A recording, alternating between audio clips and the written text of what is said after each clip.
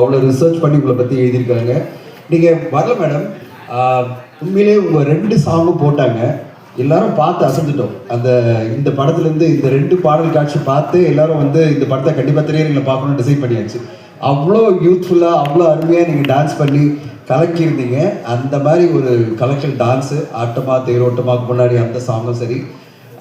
Selvamani sir, இந்த வருஷம் வந்து மிக முக்கியமான வருஷம் இந்தியன் சினிமாவில். இந்தியன் சினிமாவே கொண்டாடும் ஷோலே படத்தினுடைய 50வது வருடம் ரீரிலீஸ் ஆகுது இந்த 2025.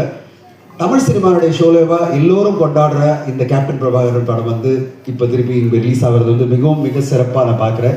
ஏன்னா நம்ம காலங்காலமாக நம்ம கண்டிப்பாக தமிழ் சினிமாவில் ஒரு ஷோலே மாதிரி ஒரு படம் அப்படின்னா அது வந்து கண்டிப்பாக நம்ம கேப்டன் பிரபாகரன் படத்தை சொல்லுவோம்.